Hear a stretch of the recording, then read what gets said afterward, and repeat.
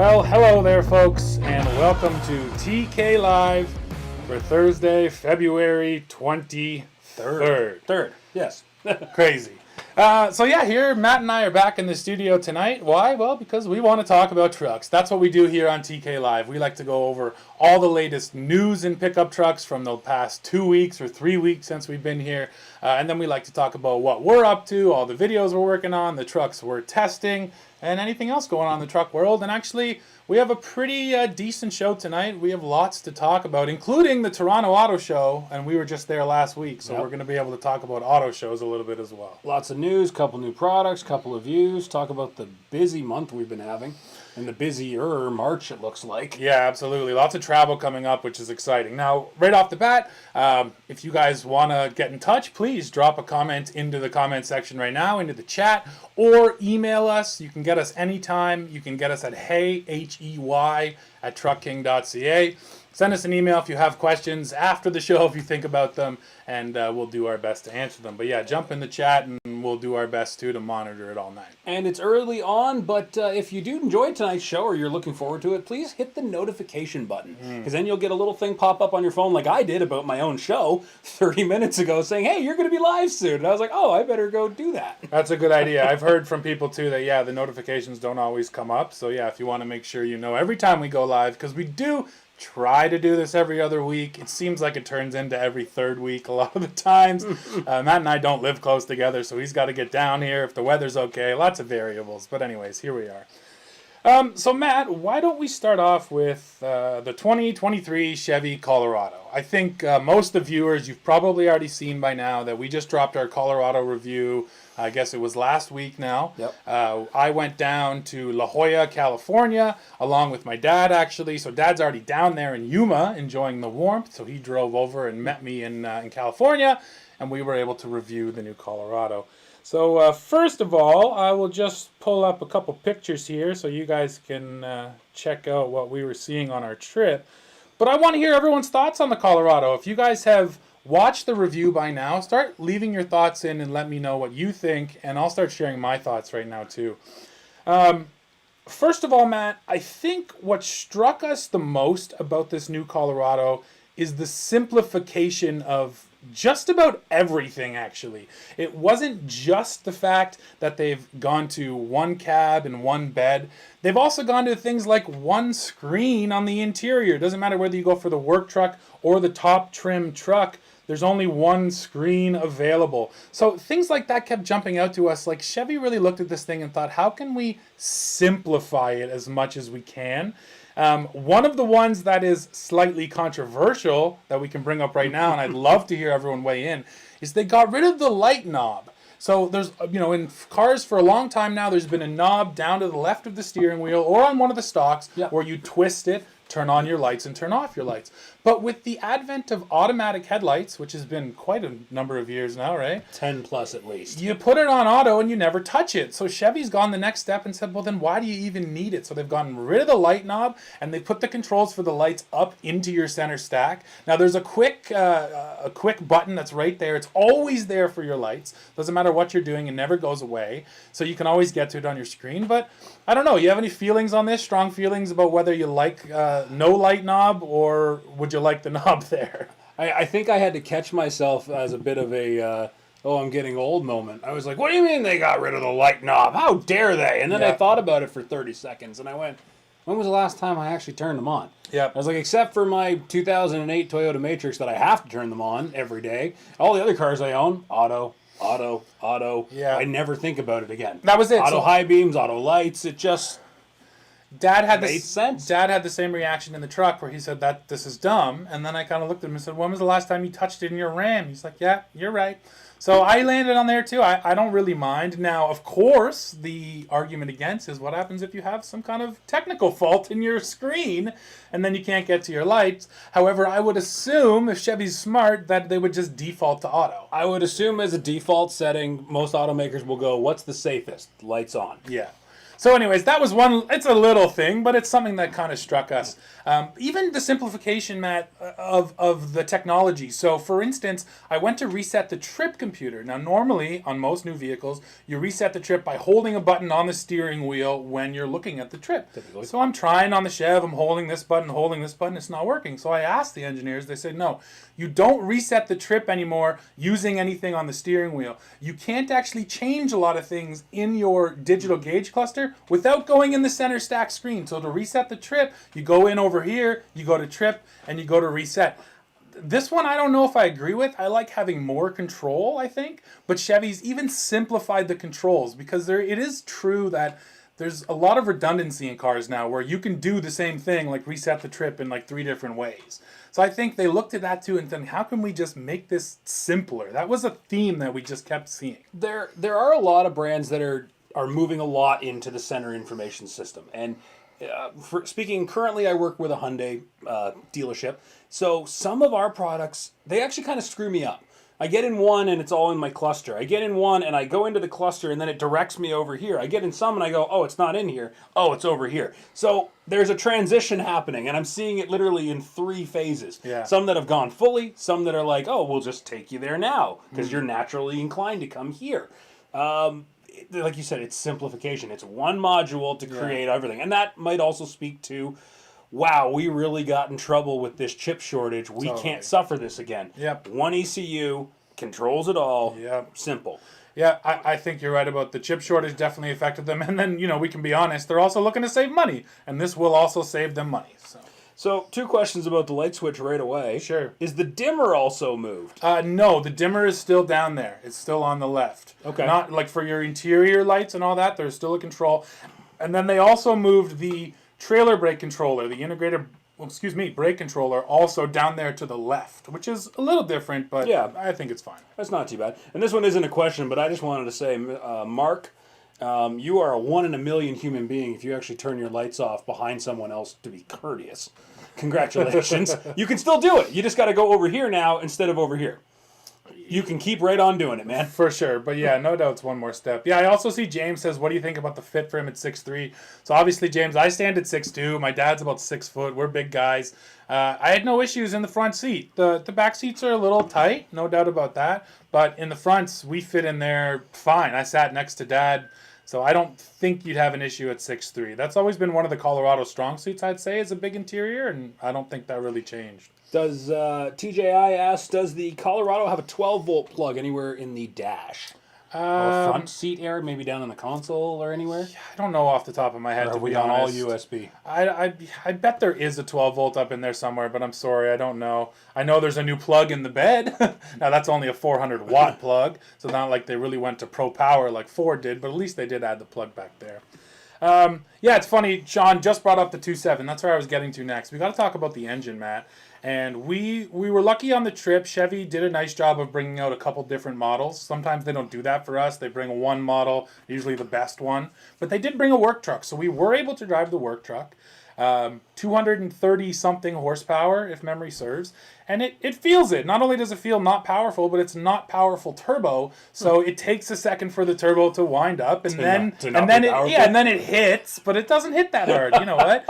We can be honest. And then it also just doesn't sound good. Now, I've never met a 4-cylinder turbo that I enjoyed the sound off of. So again, I'm not really holding that against GM, but that's part of the decision. Moving away from the V6, got a nicer, smoother, deeper sound. This has got a bit of a whiny sound, no doubt about it. Now, stepping up into the Plus model, over 300 horsepower, that thing is fine. The turbo hits hard. It's very much similar to the Ranger. We had just been in a Ranger EcoBoost, and again, right, small displacement, turbocharged 4-cylinder. They're the same, where you do have turbo lag, it takes a beat, but it hits pretty hard. The Ranger felt better. I mean, I haven't driven the Colorado or the Canyon yet, but the Ranger didn't feel... I wasn't bummed about the power at all. No. I was still like, oh, yeah, okay, there it is. I got lots. I was a little disappointed in the work truck for a second, but again, I had to remind myself, this is the work truck, this is the base model. And I should say, in the review, I kept saying there's one engine, and people corrected me, and they're right. The work truck engine is a base engine. It's not the same engine block as the other one. They're both 2.7s, but they're not identical. Yes, so you can't get that basic engine and upgrade it to a high output. You have to get the other engine code. They have two different parts codes. Which is an interesting difference. So you can't beef up that base engine. But you can get, I want to be clear here, you can get more power in the work truck. You just have to get the other engine code. But they're all 2.7s. And this is another point, actually, in simplification, Matt. This 2.7 is the identical engine that's going in the Silverados. Again, same parts numbers and everything. So it's not like they even have to massage it. And there's another example of, hey, guys, we have this engine. Why don't we just build more of them and use them throughout the lineup? But, I mean, if it already feels, in the mid-sizer. Yeah. Yeah, well, I don't mind it in the Silverado as a budget option, right? If you're not making me pay for it, because we've driven it in the Sierra. I'll give you that. And it felt okay if the price is right. Anything can feel okay, right? Yeah. And that was their play in the big trucks, was introduce it as a base option. Engine was pretty good. Part of me just wants to say, if you love a naturally aspirated V6, go get it now. You know, these things are going away. So there is something to be said for the power now. And then our other overall feeling was just that the steering, I feel like it's been quickened. Feels like the ratio is quicker. Feels to me just like a little jumpy, a little more lively than the last Colorado. I always felt the last Colorado had kind of slow, kind of dull steering. And I think maybe a lot of people complained about that because this truck, feels really lively, sharp kind of handling. So if that's kind of what you like, that exciting kind of drive, this has it. We didn't get to drive a ZR2. We did drive a Trail Boss and a Z71. And here's another thing I really like, Matt. The Trail Boss and the Z71 are very differentiated. So the Trail Boss is based off of the work truck. It's based off of the basic model, and then it gets all the off-road stuff. Whereas the Z71 is more of the luxury truck with a couple of off-road features. The Trail Boss gets the 2-inch lift and the wider track. The Z71 does not. So that's sort of one of the big differences there. And then the Trail Boss, they don't worry about giving you more on the interior. You're getting a G80 rear automatic locker. You're getting revised suspension, different shocks, better tires. So it's more of a real off-roader model. It's for the guys who always complain, why am I spending $100,000 on an off-roader? Well, this is the budget off-roader in the Colorado lineup. And Z71 always felt a little bit like more of a styling package. It was becoming that. So now they've been honest. It's about looking good, and Trail Boss is about actually going off-road. So I like the way the lineup's It's a legit approach. We actually focused on what matters for the guys that are going to buy this truck. Precisely. That's actually really cool. Yeah, Not many manufacturers do that at all. No, so I appreciated that. And then, of course, there's ZR2. Now, we haven't driven ZR2. There's going to be a whole other press launch for that, so we'll probably be traveling just to drive that truck. But I'm excited for that truck, man, just based on, like I said, that kind of sharp, fast steering. The Colorado ZR2 was already amazing off-road. I love the Multimatic suspension, so it's probably just going to be better. It's going to be insane. Yeah, honestly. So I didn't come away with a lot of complaints. The truck has definitely changed. If you don't love that turbo feeling, you might want the engine today. I did see one or two complaints about the tow rating not going up, but I even said this in the initial review, like how I'm happy that we're not pushing mid-sizers. Yeah. Like, I don't want to get into a ridiculous battle where we end up with mid-sizers that tow 10,000 pounds. Like, just don't go there. I think 8,000, we're at 7,700 with the Colorado. 8,000 pounds is a totally legitimate line where no mid-sizer needs to tow more than that. Well, and when a lot of 1,500s, once you spec them out, are towing 8,000. Exactly. What's the difference? Why even complain about it? Yeah, so anyways, I was happy to see that they're not pushing the tow numbers, the payload numbers. They're not trying to, fight that fight. Overall, I was pretty happy with the truck. I thought we came away impressed, and now we sit back and we wait for, first of all, to drive the Canyon, because that'll be interesting too, because the GMC Canyon, again, more differentiated this year. And then the rest of the midsizers, the new Ranger and the Tacoma. So that's the cool thing, is Colorado came early this year. They've set the benchmark. They've thrown it down. And now we get to see how the rest of the market reacts to it. Stacks up, and then we can see what they all do side by side. Yeah, I'm really curious with when the ZR2 comes, or when we see it and drive it, if they do the crazy grill like they did with the last gen. That was so polarizing to people. A lot of people saw that ZR2 with the blown out grill on the front, and they were like, ugh. Why did they go so different? Honestly, man, I'm curious. I said, again, in the review, I talked about how I think the styling on this truck is polarizing in general. I mean, it's aggressive. There's a lot going on here. There's a lot of angles. Look how many creases are in the hood. A lot of that plastic up front. So it's already a pissed off looking truck. And I'll be honest, I don't love it. I think I like the last one better. I feel like these designers probably should have just stopped at some point. But that's totally just my opinion, and I've seen in the comment section that most people disagree. It seems to me that the consensus is most people think it's a beautiful truck. So, you know what, great. Like I said, I think it's maybe a little overstyled for my taste. I'm looking forward to seeing the Canyon. I'm always a GMC fan. I don't know if it's just a bias I have. No, that's fair. We'll see how different they go with it, too. Yeah, interesting choice on the Canyon is that it's 2-inch lift, wide body only. Every single Canyon it gets the 2-inch lift now. So that was another way they're looking to really separate them. So that's why, I'm excited to drive that thing and see. ALMX asks, did GM mention if any of the body is aluminum? You know what's funny? I'm going to assume swing panels. Well, yeah, you know what's funny is I wish I had all of the answers for you, but I know for a fact the hood is not because people were trying to use magnetic camera mounts on the trip and they wouldn't stick on the hood. But I only saw the hood. The hood is aluminum. The hood is aluminum. Yeah, I was going to say, correct. sorry. Yeah, sorry. Backwards? Yeah, you said it's not. And I was like, well, why didn't they stick? No, yeah. We're good. The hood is aluminum. I don't know, about I'm the doors. sure the doors, probably, maybe. just to shave a few pounds. Yeah, maybe. Most brands have gone that route. Yeah, everyone is sort of moving that way. I'm happy Fasted 58 there brought up the tailgate storage, too, because it's kind of cool. It's a little gimmicky, I guess, Matt, but you can just open up sort of half of the tailgate. It's got this little storage. It looked almost like the right length for a shotgun. Maybe a little smaller, but it actually kind of looked like that might work in there. Did it have the depth and width for tall boys? It could definitely I stack could out fit 24? Cans. So they put a drain plug in it because it could fit cans in there, and then you could put some ice in there. So we can compete with the Ram boxes finally. Literally, yeah, that was it. So you can show up at the tailgate and throw your tailgate open. And there you go. We'll have to make a video. Which one tailgate's better? That's funny. So, but the question here was, can that storage open with the tailgate closed? I mean, we definitely didn't try it, and I would guess, well, it should. It doesn't have anything to do with the tailgate operation, so it should, but it's at the bottom of the gate if it was to be closed, so it's just going to open up onto the floor. It might not even open all the way. I didn't try it, so I don't know for sure. So it might overlap, too, then. At the bottom, so it stops the door from opening while you're driving. Yeah. Well, actually, that would make sense from a security standpoint. If you had something in there, you didn't want somebody to open it and steal it, so now you close your tailgate, it overlaps. I haven't seen it. No, that's fair too. Yeah, you can lock it as well. While we're talking about it, Matt, I'll also mention one thing I really like, and this is like one of those funny things where they just learn from, public knowledge. So for years, everyone has been doing this. If you need your tailgate in the mid position, you take your tailgate cables and you loop them. Yeah, you hook them around onto the big bolts. We just did the same hand gesture simultaneously. Yeah.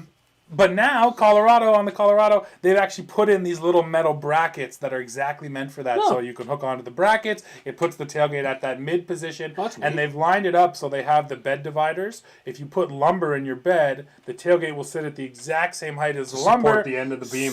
And the classic is 4x8 sheet of plywood. They say it'll slide right in there and then sit up on the tailgate. So there's another smart little idea, I thought. It would be. So David asks, what is making the Colorado heavier? Is it larger than the last gen? I don't believe it is. I didn't know if it was heavier, to be honest. I never heard that. Okay. I never looked it up, though, either. But no, my understanding is not larger. They talked about how they moved the front axle 3 inches forward. So they did stretch the wheelbase a tad, but in the same envelope of the truck. I would imagine the turbo 4-cylinder would probably even be a hair lighter, but again, I don't know that for a fact. I never heard that it was heavier. Well, we've got you can look it up. 2023 curb weight is 4940. This is 2024 now, right?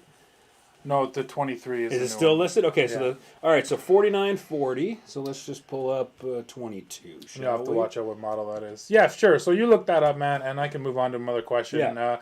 Is Ram making the Hemi Sport for 2023?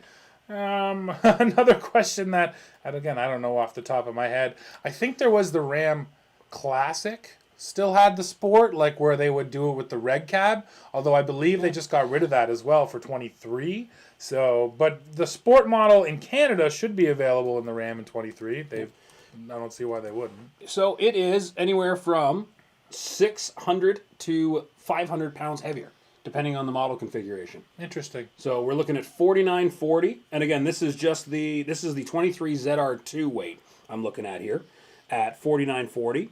And I can just pull that up then, shall we? Yeah, no, that is interesting. I mean, of course, it's not something that Chevy's going to tell us, and I didn't dig into the curb weight. I'm not sure what exactly. Okay, never mind. A 22 is only 4715, but still 200 pounds. Okay. For a ZR. So comparable ZR2s, last gen to current gen, 200 pounds difference. Yeah. Curb weight. Yeah.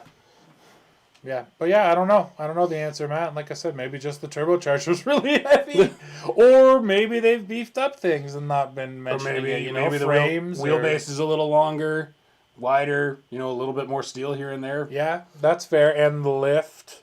But I mean, that shouldn't add that much. But yeah, I mean, it's got to be in there somewhere. Yeah, 200 pounds is not crazy. Yeah, but no, it's a good something. It's a good question though. Yeah, because I didn't know the answer to. Maybe we can even get an answer on that one.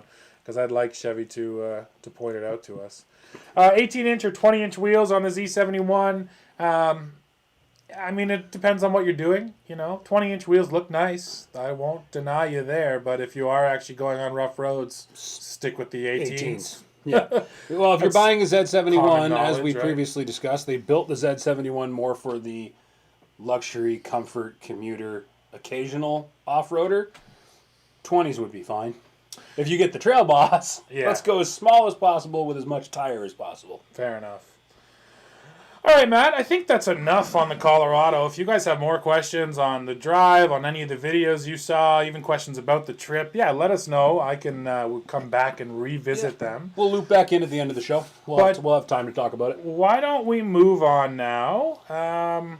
What should we do next? Let's talk about the Ford next. Yeah. Because there's problems at Ford. The F-150 Lightning, about a week and a half ago, Ford issued a stop sale. They said, stop selling these things. We have a problem. Building and these things. And then they also said, oh, by the way, we're not building them either. So they also stopped production on these trucks.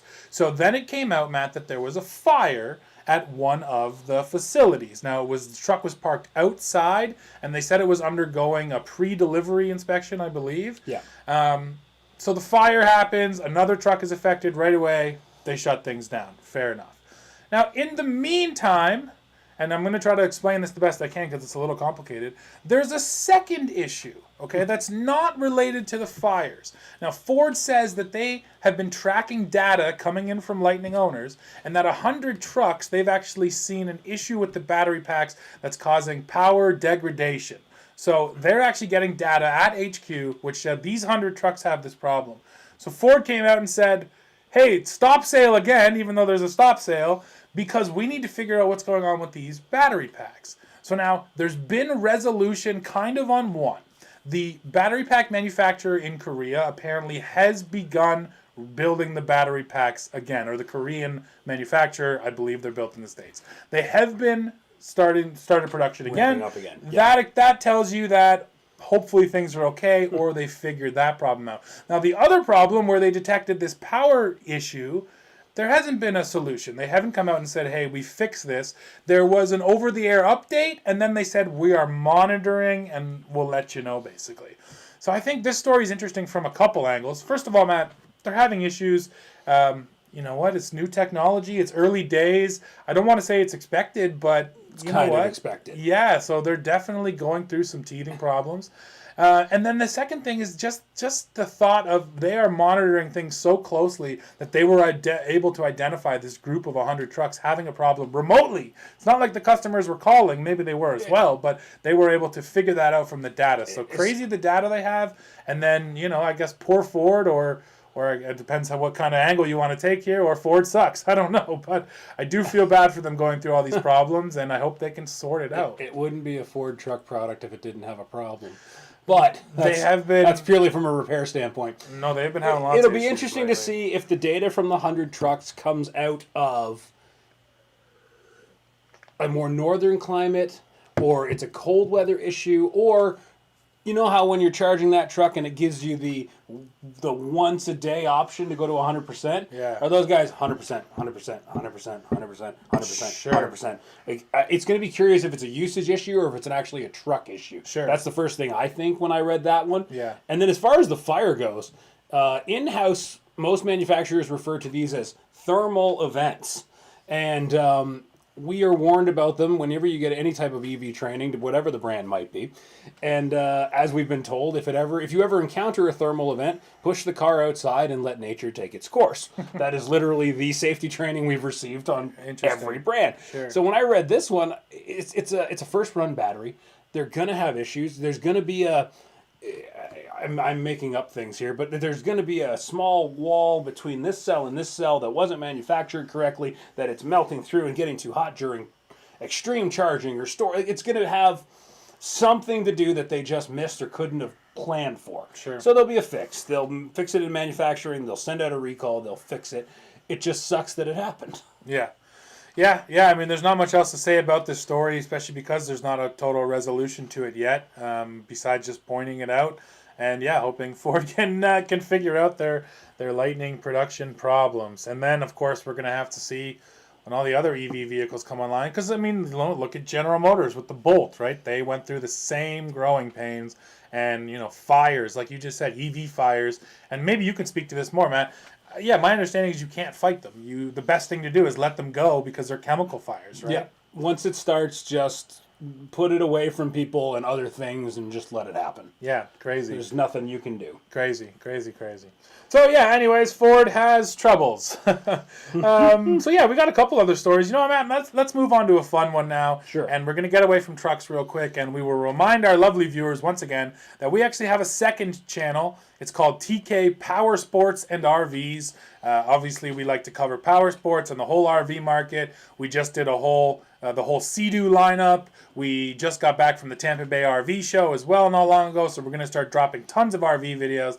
But we just got some snowmobile news, and what do we love more than snowmobile news around here? We wish we had a better snowmobile season. Oh my gosh. I'd love that more. It's been the worst snowmobile season ever. Worst. But anyways, Matt, let's jump into this news from Skidoo. So Skidoo released its 2024 Skidoo lineup.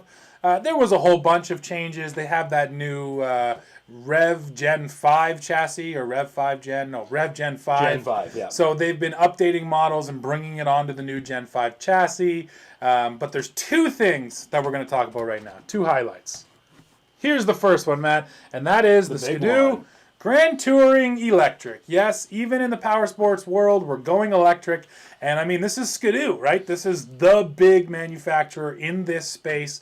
And the fact that they've gone electric is pretty cool. Armand Bombardier Exactly. started the game, so to speak. And once again, we're starting something completely new. Well, not starting.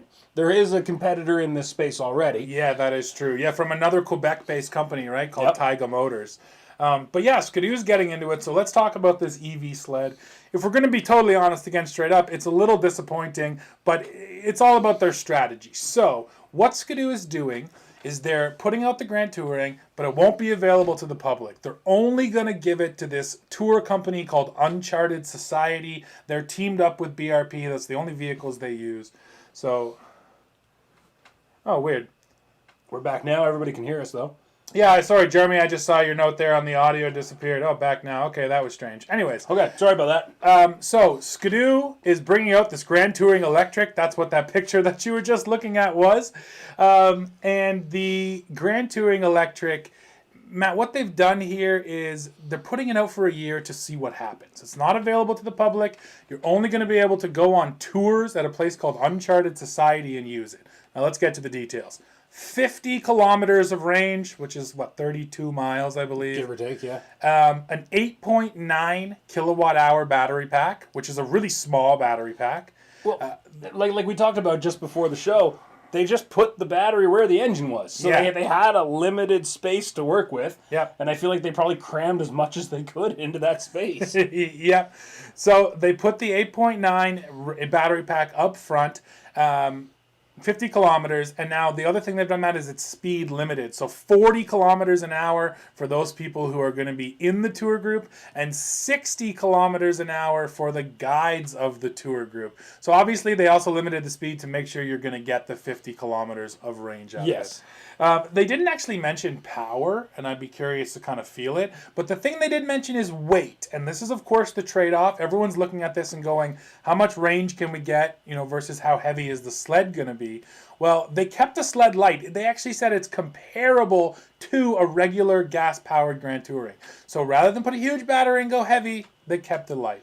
So yeah, they're going to put these things out there in the winter for an entire year, see what happens. And then they didn't confirm it, but they hinted heavily that 2025 model year, there'll be an EV sled on sale. So they basically already told us this is a 1-year test, and they're going to see what happens and get back to us. But you know what? I'm excited. I love the idea of instant torque on my snowmobile. I also love the idea of snowmobiling in silence as much as I love the two-stroke roar.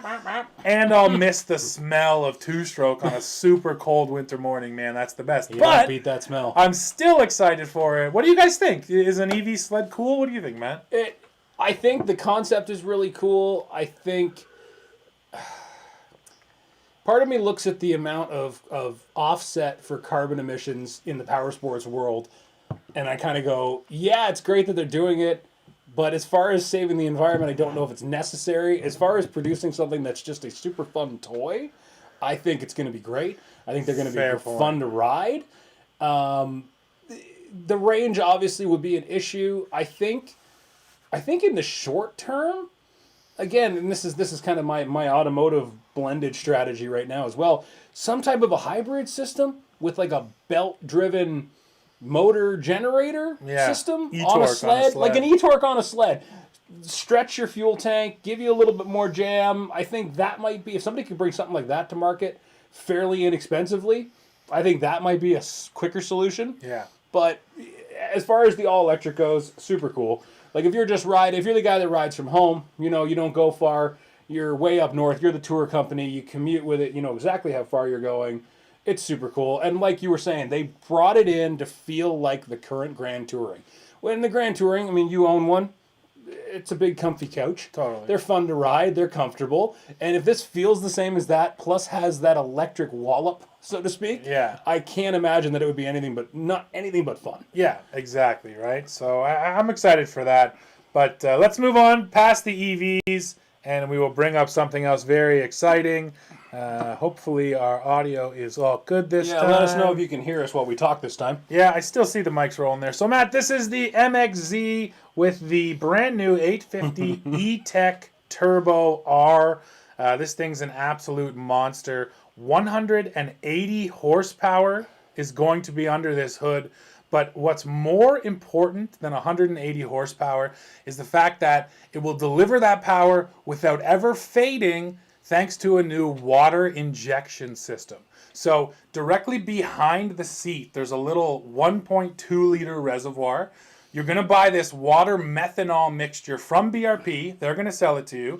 You pour it in your little tank at the back. Oh my God. And the idea here is that, of course, it's using the recycled exhaust gases to pull into the turbo. Those are hot. So if you spray this water methanol mixture into that hot gas, it's going to then cool it off and allow the turbo to not only produce more power, but produce the same amount of power forever. And roll coal right out the exhaust too. It's going to be pretty crazy. Now, what's interesting, because this is a question that came up right away. Well, hey, what if I don't ride that hard? And they said, you know what? There's actually a good chance if you're a regular trail rider, you're never ever going to touch that water combination. They said that you'd have to be doing a full throttle pull, I think for something like 6 to 10 seconds or over 6 seconds before it even came on. So sure, if you're crossing a lake at 180 horsepower at full throttle is going to be insane. Oh my God. But I think who they're really targeting is in the mountain guys. If you're in the mountain, if you're in the deep powder and you are just pinned that wide thing, open. Yep. It's going to spray that water methanol mixture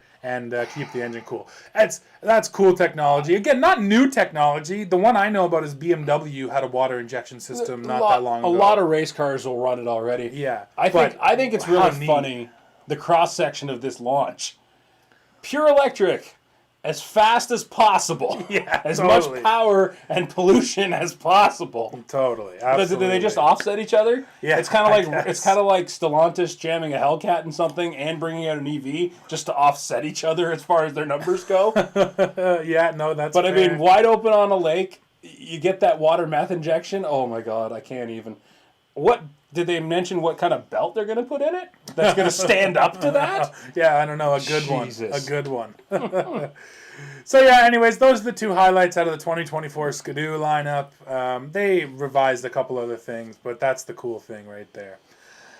So why don't we get to... Interesting question to bring right into our next point. Oh yeah, what about the auto show? So Sergeant Schlumpf, excellent name. Auto shows aren't dead. The Toronto Canadian International Auto Show saw record attendance this past week. So, you're right. They did. We discussed this actually literally yesterday after we saw the numbers. Mm-hmm. I think that this was a bit of a COVID hangover. That the attendance numbers might have been a little bit bloated this year because people haven't been able to go to the show for 3 years. Sure. We've missed the show for 3 years. All of a sudden, it's back. I used to go all the time with my family, my friends. Let's go. It'll be a great day out. And that's awesome. Spend some money, do the tour, see Toronto, do the tourism thing. All good in the hood. Love it. From the media side of it, when we walked into the building, now, I don't know about you, and I've never done the math. I've been going to the Toronto Auto Show on the media day for 20 years, since I was a kid. Very little, yeah. And I walked in, and I was like, wow, this is sad. That was my gut reaction in the morning. Sure. All the booths were gone. There was all this empty floor space. Dealers had bought floor space because there was a lot of real estate to take up. All the big brands that I wanted to see were there. And what was shocking was the brands that pulled out publicly. So Ford came out and said, we're done. Yeah. All the German brands, BMW, Audi, they all came and said, Mercedes said, we're done.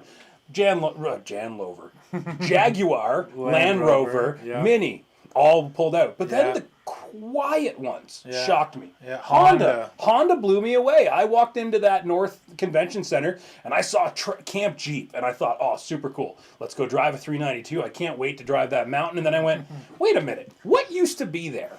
And I just remember going, oh man, come on. Yeah. It's funny because as I hear you talk, like there's a disconnect because it's correct that there was record numbers. There was also huge numbers at the Chicago Auto Show this year that totally came back strong. However, on our side, on the media side, we see less support than ever from the manufacturers. And that's what Matt's talking about.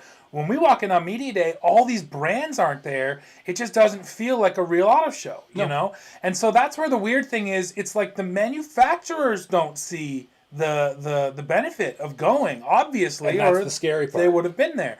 So, and then we should also mention the Vancouver Auto Show was totally canceled this year because of lack of support.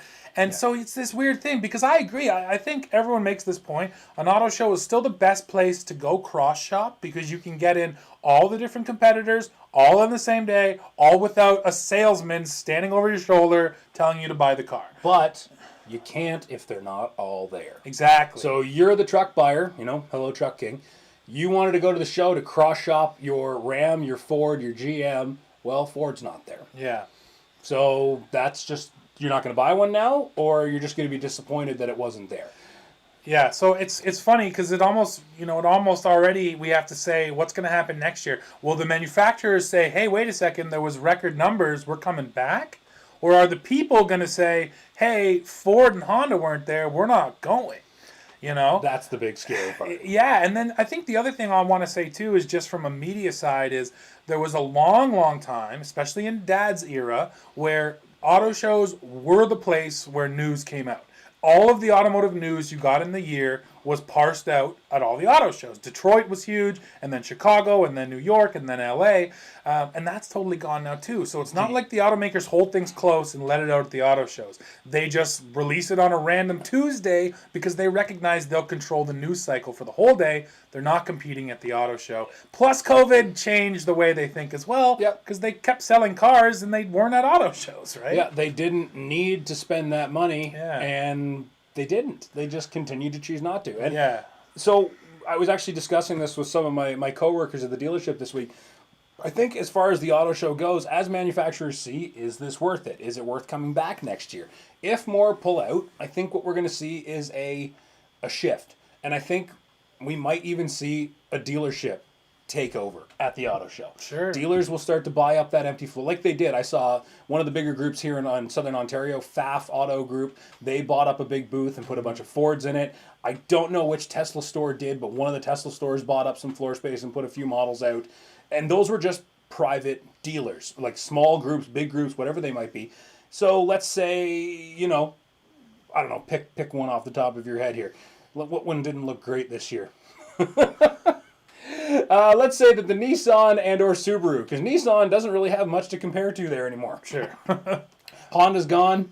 That's what they're really. I guess Hyundai's across the floor, but let's say Nissan pulls out next year. Just picking one. Now, you know, a big Nissan group says, hey, we can buy up the floor space, and we can have a couple of salespeople there. Sure. To take all of your questions, show you the models. If you want to see something, they can walk you over to the other competitor's booth and explain to you why they're not as good. So I hope that's not the case. No, but that's not what we want. we don't want that. But it seems like it's the evolution. Otherwise, the other option is it goes the way of the newspaper. Yeah, and you know what? The most recent comment right there from Slick Pete, this year, 2023, I just watched YouTube coverage. I always laugh about this, Matt. Yep. We're really good at our jobs. And that's another thing. There's more automotive media than ever. So you can go on YouTube, you can watch 10 different reviewers talking about the same car, doing a million different things with it, going off-road and towing trailers and driving in the United States and in Canada and in Mexico. And so there's so much information now. And again, nobody likes the dealership experience. Nobody likes going in and talking to the salesman. So what's the best way to do it? Sit at home in your underwear, watch 20 YouTube know what videos. you want before you go. And then you're a much more informed buyer. So that's another thing that's kind of killing the auto show is how good automotive media is and the internet is these days. And I'd seen it before, especially your bigger shows. So your Detroits, your New Yorks, your LA auto shows, Chicago. I'd seen a lot of people, especially the last time I went to Detroit, of people just walking around live streaming the show. Mm-hmm. And this year at Toronto, I hadn't really seen that before, but this year I saw about a half a dozen people just walking around, a couple of selfie sticks, a couple of people had like a dedicated camera guy going live. You and I were actually shooting in the GM booth, and someone came over and said, they're shooting. And we're like, so? We're shooting too. Yeah, no, absolutely. So it's a different landscape. And I will recognize, like I said, I always try to forget about the media side of things because I also went on public days with my family. I brought my 3 kids. I was one of those people there this year. And oh boy, was it busy. It was absolutely packed. We went to the Hot Wheels section. My kids played with the Hot Wheels. There was a ton of kids there playing with Hot Wheels. Smart thing, Matt, they brought in Toys R Us to actually sell Hot Wheels. Makes sense. My kids really wanted to buy one, but I didn't give in. So the dealers are infiltrating is what you're saying. Yeah. But anyway, so yeah, that was it. On the public days, man, it did feel like a live, vibrant show. And I don't want it to go away either. For us, it's kind of a ritual, but I just, I love the idea of giving consumers that no pressure to buy, place to go to compare vehicles. So yeah, anyways, guys, please weigh in. Let us know what you think about auto shows. More importantly, let the automakers know. If you love them, jump in the comments. They watch this stuff too. They're always looking at the comment section. Maybe we can get Ford and Honda back in Toronto next year. And even that said, Matt, I will also admit, we used to have a lot of auto shows on our schedule. Like, we used to like going out to them. But now, Detroit we'll always go to. We might be in LA this year. And that's it. Even Chicago traditionally was a truck show. It was always the truck show. There was not a lot of news out of Chicago. Or work truck show. But regardless. There was a little bit of news out of Chicago, but not a ton. So yeah. Anyways, yeah, that's all on auto shows, man. But if you are in Toronto and you do want to go, it's worth going down there. Matt mentioned Camp Jeep was cool. It was. And then the EV test track. Again, they've never had so much floor space before, so they were actually able to put in a whole test track. So if you've never driven an EV or you've got a couple models to compare, I thought that was a really great feature for the public too. Yeah, I'm trying to think. I did do a lap in the VinFast. VF8, that was pretty cool. But they also had the Subaru Solterra, the Lexus, oh my goodness, Alphabet Soup, the small RZ? crossover EV. Yes, the RZ? Yes, that's the one. Thank you. Oh my goodness, what else? They had the Kia EV6. They had an Ioniq 5. and I feel like I'm missing 2 other big ones there. But they did have, I think it was 9 lanes and 9 vehicles to choose from. So if you are in the market, it's great. I think when does the Toronto show end? Is it tomorrow or no, it Sunday? goes through this weekend. So so you got your last weekend. weekend. If you do want to cross shop, it's still worth going down. Might be a ridiculous line, but worth going down. Yeah, well, maybe not as busy now because it's been open for a week Fair. too, right? But no, absolutely. You know what? I want to bang the drum for the auto show because I like it. I don't want it to go away. I don't want it to go away. It's just the feeling that we get from the industry. Yeah, no doubt about that. It kind of felt like, and I'll never forget walking into the Detroit Auto Show in 2008, and it wasn't. Everybody was there. But I'll never forget the lights in at that time they were still Chrysler. The Chrysler booth were off. They didn't even turn the lights on. It was just a couple of trucks parked on carpet, a couple of cars, and they were dark. And that was it. Like, that was the drop from the most extravagant auto show reveals ever to nothing. Yeah, the previous year, my dad and I were there for what the heck was that big thing? I can't remember. It was the Dodge Durango, if I remember correctly. And they did a whole Cirque du Soleil act. They buried the crowd in about 4 inches of paper confetti. And they had this extravagant light show, laser show, smoke show. And then the next year, the lights are off. Yeah. So, and I wonder why, right? That's how Toronto felt this year walking in. It was just like, ooh. Yeah, which is like, we know they're doing okay. It's not like in 2008 where they all went bankrupt. Yeah, so. that's fair. Anyways, yeah, very interesting. So, yeah, please weigh in if you went to your local auto show. Let us know what you thought about it. So, Matt, we have one more piece of news that we can throw out there, unless you want to get to some questions right now, or should we come back to them? We've got just a couple ones, and most people are just chiming in here with, the manufacturers don't even bring all the vehicles that you want to see. And then, actually, the big one here, and this was a good point, Slick Pete says, he says you get great, multiple-hour coverage, point of view of the auto show, and you can just, sit around in your underwear and watch, which is kind of sweet. Yeah, always in your underwear. Oh, yeah, you know what? I haven't been to the Montreal Auto Show in years. I went once, but Liam says that the Montreal Auto Show has been dead for ages. Sure. Yeah. Well, it's tough, and every market's obviously different too. It's a shame in Montreal though, right? Quebec has such a strong car culture. But yeah, it's tough to get the people to participate, man. Okay, let's move on to our last piece of news, and that is, and we don't have a lot of information on it, but it's definitely worth talking about, and that is this guy right here. Ram is teasing a ProMaster EV. You know what? I don't think this is a surprise, especially in today's world. Electric delivery vans, I feel like, make the most sense. Even though they're out there working, you know the route it's going to be on, you know how long it's going to be going, you know how much time you have to actually charge it up at night. So Ram is really smart to get in on this. And then I should also mention that Ram already has, or Stellantis already has, electric vans running around in Europe. So it's not even a new idea, right? No, it's not a stretch. No. Yep. No one's surprised by this, but it makes total sense for Ram to get into that market. They've teased it now, saying we'll see the production model in the first half of 2023, and that it'll be on sale in the second half of 2023. In the European model, you can get either 124 or 205 miles of range. So again, it's not a range monster, but that's the whole point here is EV vans don't have to be. Local deliveries can easily be done by electric vans right now. So I think it's a smart market for them to jump into. You know your payload, you know where you're going, your route can be calculated, you know exactly how long it's going to take. Exactly. They're simple moves, especially for the FedExes, etc. of the world. Yeah, and everyone's going there. I mean, we did the tour of the Bright Drop facility. That's General Motors electric van delivery vans. And that's, again, the argument is we keep talking about EV trucks like they're just not quite ready now. And that's just because of the towing and the charging and the long-distance driving. But those vans, based on their usage, they're ready to go right now. And I think that can save your company money, overnight, right? Yep. If you plug them all in overnight, charge them up, you're not buying gas right now. Gas is crazy. Your maintenance costs are down, everything else. Yep. Yeah. Makes total sense. And pretty soon we're going to have an entire fleet of electric vans and electric trucks to test head-to-head. And I'm excited for that. So, that was really it for truck news that we had this week. What else do we got going on in the chat? If you guys got anything else you want to talk about, I think I saw some questions about the Colorado stuff. Yeah, we got one right here. Yeah, if you guys have anything else you want to talk about, what we talked about tonight, something completely off topic, if you want to, make fun of us, please jump in, say don't something. do that. Oh, whatever. Keeps us talking. Who cares? Yeah, right off the hop here, we've got Steven asking, when will you be test driving or reviewing the new GMC Canyon? We don't have a date yet, is the short answer.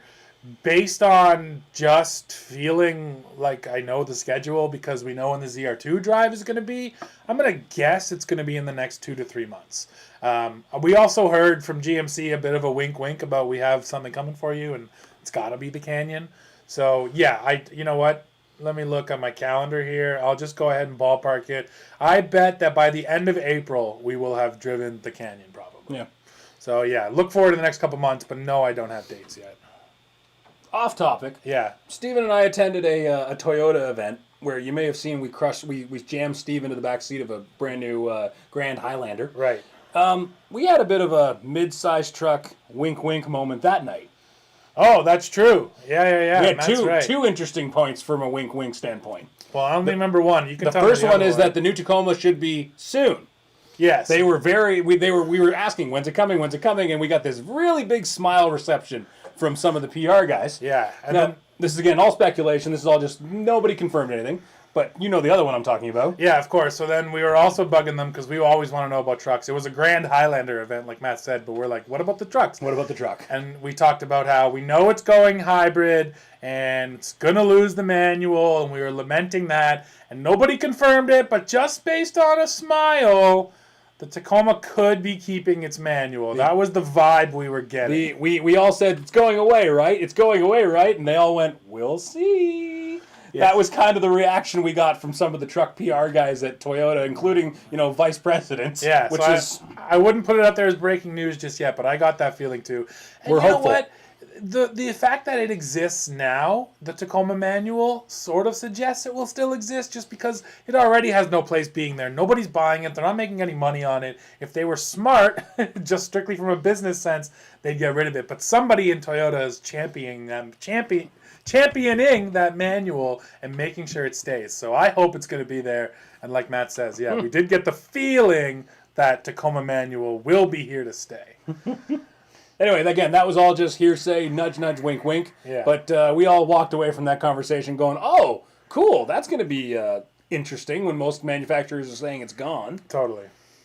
I want to get to one here from Joseph, Matt, talking about the G80. I see that. And this is, it's a classic battle on the internet about General Motors' Eaton G80 locker. For those that don't know, it's an auto locker, so it's basically works like a limited slip, but with an actual real locking mechanism. So one wheel will start to spin, the truck will then, and again, it's all mechanical, there's no computer in there. The one wheel will spin, all of a sudden the pawl will be engaged, boom, it'll lock up, and it'll act like a real locker, engage both tires, and out you go. I think the arguments for it are simple. You never have to touch anything. You don't touch buttons or switches. You just go and drive. When the truck needs to lock up, it will. The arguments against it from, again, guys who truly go off-road into tough places, you don't really want to go into something and have to spin your wheels to engage your locker, right? Like a lot of times before you go into a crazy obstacle or a mud pit, you're going to turn your lockers on and be locked up. So once you go in, you're fully locked. With the G80, and it's funny, on the trip, man, we were going through some off-road obstacles down in Southern California, so it's all just kind of sandy, and we're going through these off-cambers, and you would lose traction on one tire, and with the G80, you have to recognize you got to keep your foot in the gas for a good second or two before it locks and you go. And sends it. And I kept seeing people who weren't familiar, they'd put their foot into it, they'd feel some spin, and then they'd back off, and they'd get scared. And I was just like, no, just keep your foot into it. So it's another point I want to make is just that you have to understand how it works to be able to drive it. You have to know, I need my G80 to lock, keep your foot into it, if not accelerate harder. I don't know. I'm a fan. I don't see a real issue with it. I guess the argument against is that the other competitors in the segment have e-lockers, have selectable lockers, whereas General Motors does this until you get to the ZR2. And here's another obvious marketing step, right? Yeah. ZR2 has front and rear selectables, and GM wants you to pay for them. The G80 is a simple solution. It's for the everyday off-roader, so to speak. For the guy that meets up with his buddies, twice a year to tackle a logging road, it's a great solution. Sure. And mass-produced, simple. And then, like you said, that's the thing. For the true off-roaders, for the guys who are going, the G80 sucks, there's an option for you. It's coming.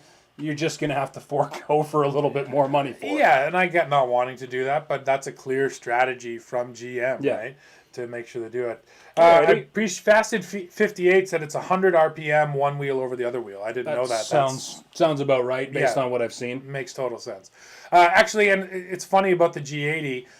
That was what I want to put into Big Green. I reached out actually to General Motors Canada, and I tried to get the wheels rolling on them giving me a proper Eaton G80 so I could put it in Big Green. Then it's a real GM part. So yeah, stay tuned on that because that would be a fun build. We'd love to do some cool mods on that truck. Yeah, that would be a fun build. All right. Ryan asked, do you think Honda will update the Ridgeline with the new Pilot interior?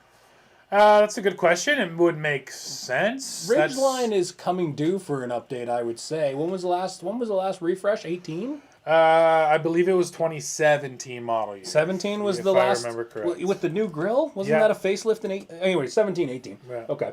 Yeah, I would say they're coming due for a new truck. I mean, Honda's not fast, but they're not slow either.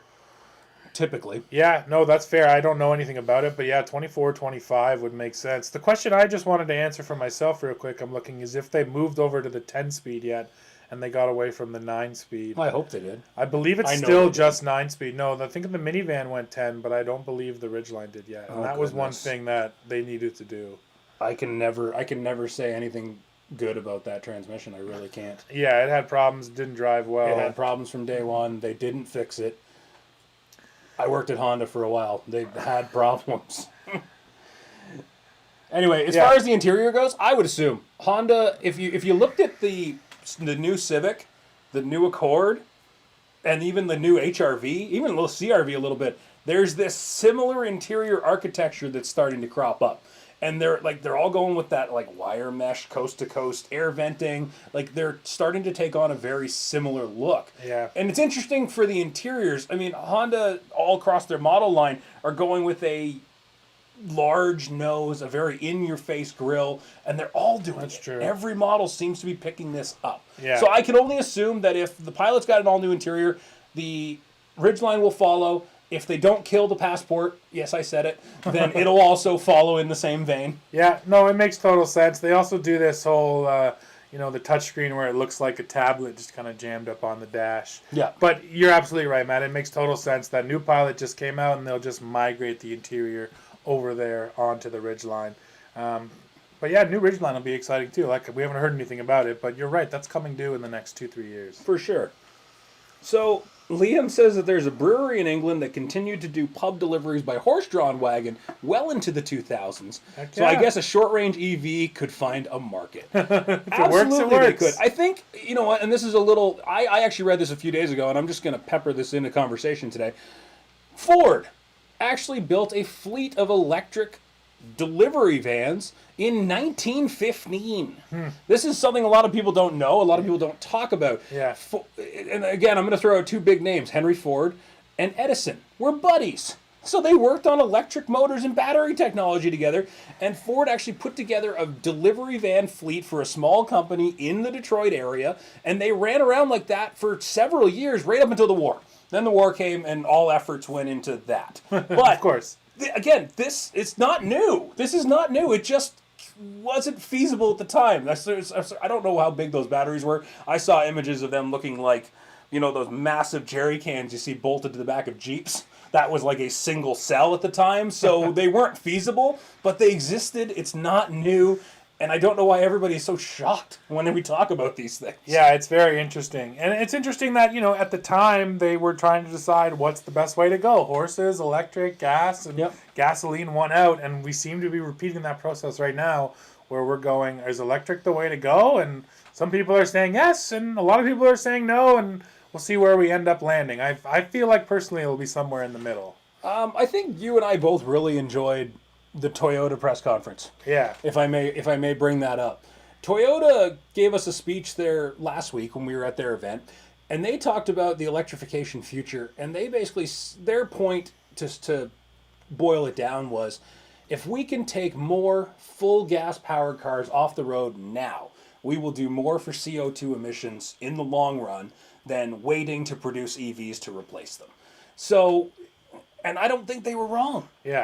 I'll be shocked, or I'm curious more accurately to see how governments will respond, how world governments will respond to that type of thinking, but they're not wrong. The numbers make sense. Totally. And their point was, hey, governments, stop telling us to build EVs. Just tell us to reduce emissions by X and let us do it however we want. And they're right. Like, if that's the true goal, if we're trying to reduce emissions, well then, yeah, Toyota could do it easily today by building a lot more Priuses than just building pure EVs. But we already have governments, California and Quebec actually, have already announced by 2035 they're going to get rid of gas-powered cars. Now, I also think, Matt, it's easy to say anything by 2035 is going to happen. Yeah. So we have to wait and see. But they've already put that out there. And Toyota is the first automaker we've actually heard in person kind of push back and say, hey, governments, EVs are not the solution for everyone. They will never be the solution for everyone. Stop mandating electric vehicles and just mandate CO2 emissions reduction. Mandate electrification, not all electric vehicles. Sure. I think that's the better push. Yeah.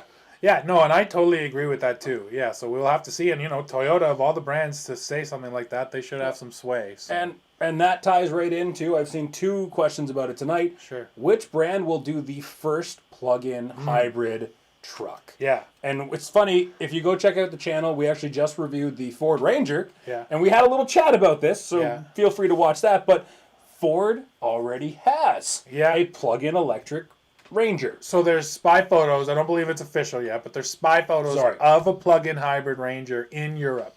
They've also announced that the thing that is a fact, Matt, is that by 2026, every one of their European models will be electrified, and that includes the Ranger. So we know there's electrification coming. Based on the spy photos, it'll be a plug-in. So we know Ford has it. Now, will they bring it to North America is a question that we can't answer right now. I think they should. I've been banging this drum now forever. I don't know why there isn't a plug-in hybrid truck. If you had have asked me 2 years ago, I would have said Stellantis, because they've had 4xe and they've had the plug-in Pacifica for quite a while now. I don't know why they didn't put that into a Ram. I thought a 1500 plug-in. For all of these years that we've been waiting for the EVs, the plug-in would have been the perfect stopgap. Yep. So I don't totally get why we don't have one yet. But I agree. I can see it being Ford. I would like it to be Toyota, but my gut tells me that truck won't be a plug-in. It'll just be a hybrid, just like with Sienna. Yeah. They'll just go regular, standard hybrid. So yeah, if you have to ask me right now for one single answer, it's also Ford. I think it could be the Ranger. I have a slightly different opinion on that one, and I'll actually mirror Jeremy in the comments here tonight. Hyundai already has a plug-in electric drivetrain in the Santa Fe. That is the near identical drivetrain in the Santa Cruz. Yeah. Yeah, I don't think it would take much reworking to drop that drivetrain into the Santa Cruz, and why wouldn't they? Well, that was my only point. Why wouldn't they? Because they don't sell a lot of Santa Cruz. I know, it's unpopular. It's not like, if it was a volume seller, maybe, but I feel like Santa Cruz is maybe still too niche for them to do it. I agree. I'd like that too. Well, and Damien just jumped in and said, no Gladiator 4xe. Another simple one. I don't know why not. Another simple one. Yeah, again, I guess because Stellantis has no money, they wasted it all on that stupid concept. I can't believe they rolled out that Rev concept, which looked like this space truck, and then 2 weeks later at the Super Bowl, showed us the truck. They revealed a basically regular 1500 with the new grille. Like, why did you spend all the time on that concept? I guess to wow us, but I don't know. Personally, I think they could have spent the money better somewhere else. But yeah, Gladiator 4xe makes all the sense in the world. I don't know why they haven't gone there yet. And I mean, Matt, Wrangler 4xe is the best-selling plug-in hybrid in America last year. Yep. So, and I mean, that makes sense because Wrangler already sells a massive amount. But yeah, electrify your most popular models and they're going to sell. Exactly. It seems to make sense. So, exactly. Yeah, I totally agree with that. And I am excited. For all these plug-in hybrid trucks to hopefully start arriving. Jorge, so we're changing gears off electrification. Sure. I just checked into the video. I don't know if it has been brought up, but did you make a video where you place a child seat, infant or toddler, in the back row of the new Chevy? Which Chevy is, I guess, my only... Must be Colorado, I'm assuming. I'm assuming we're talking Colorado? Yeah. I mean, the answer is no. I mean, that video you watched was a trip where we flew to California. I'm not going to bring my baby seat just to test it there. But the rear seats didn't get appreciably larger. It's not like there's way more leg room now. And I know I've had baby seats in a Colorado before, and it's okay. The rear-facing child seats, I don't think there's any mid-size truck where you can get a rear-facing seat in, Matt, where you don't have to give up some space for the front passenger.